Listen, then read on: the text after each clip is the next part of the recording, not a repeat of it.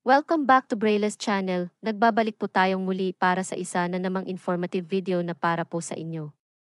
This time ay para po sa ito sa lahat ng social pensioner o mga beneficiary ng social pension at iba pang senior citizens na nasa waiting lists pa rin.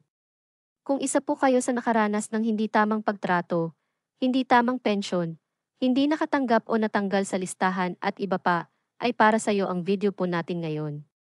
Kaya panoorin niyo po ito, but before po tayo mag-start. Sa ating topic, kung bago ka pa lang sa aking channel, please do kindly subscribe, like, and share na din sa ating mga kaibigan, kaanak o kapwa po natin pensioner at please do share na din po sa ating mga social media accounts para mas marami pa ang makaalam. With no further ado, let's begin na po sa ating topic, pension. Para sa lahat ng social pensioner o social pension beneficiary. May mga hinaing ka ba o reklamo sa iyong social pension? O may gusto kang ireklamo na opisyales, pamamalakad at iba pa? Paano nga ba mag-file ng complaint? Mga paraan ating alamin, ikaw po ba ay nakaranas ng natanggal sa master list kahit walang violation? O hindi nakatanggap subalit pinapirma? O di kaya may nanghihingi ng bayad during payout? Or kulang ang binigay na amount ng social pension?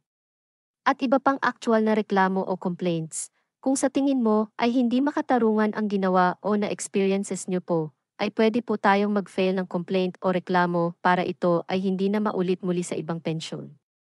Paano ba mag-file ng reklamo o complaint sa DSWD o sa NCSC para sa mga hinaing o grievances? At first, bago po tayo mag-file ng complaint o reklamo, make sure na tayo ay kabilang sa master list ng social pension, na may valid po tayong evidence or proof ng ating complaints, wala po tayong violations na nagawa or any, at tayo po ay sumusunod sa guidelines ng social pension bilang isang beneficiary. Narito po ang mga paraan na pwede nating gawin. Pwede po tayong mamili sa paraan na nais natin.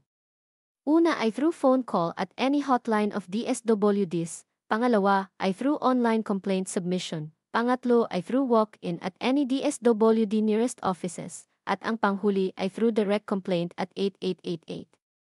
Kung through phone call ang nais nating gawin, ay pwede po tayong tumawag sa hotline numbers ng DSWD at 0917-110-5686, 0917-827. 2543 at 0919911620 o sa kanilang direct landline number 893-18101 hanggang 07.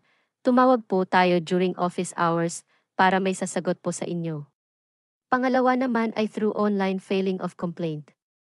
I-search lang po natin sa Google ang DSWD Social Pension Online Reklamo. Sundin lang po natin ang mga instructions kung paano mag-file ng complaint tulad ng nakikita nyo po sa inyong screen. Sa unang portion ay may pagpipilian po tayo dyan kung ano ang nais natin, if complaints, inquiry o grievances, pipili lang po tayo ng isa dyan. Then sa program portion piliin po natin ang social pension program. Sa subcategory dito na papasok ang klase ng complaint o reklamo na gagawin po natin, meron po dyan na against staff, irregularities, delisted, LGUs concerns, payout concerns at marami pang iba. Then ang sumunod na po ay ang ating personal na information, lagyan po natin lahat yan. Tulad ng ating pangalan, region, provinces at lugar, email address, contact number at sex. Once natapos na po kayo sa mga details, mag-attach po tayo ng supporting evidences o proof para maging matibay ang ating reklamo. Once okay na, click lang po natin ang submit. Pwede po natin makita ang response nila through our email address na nilagay or tatawag sila once ito ay under screening o investigation. At ang panghuling paraan natin ay through walk-in sa nearest DSWD offices para personal po tayong makapag-file ng reklamo. At ang last na paraan ay walang iba kundi pwede po tayong tumawag sa hotline 8888. Ito po ay direkta mismo sa Office of the President para sa agarang aksyon at investigation sa mga tiwali ng gobyerno at iba pa. That's it. Sana ay nakatulong po ito sa lahat ng nakaranas ng maltreatment at iba pang mga pangyayari. Manatili po kayong nakatutok sa aking channel para sa mga latest updates at impormasyon na para po sa inyo. Marami pong salamat.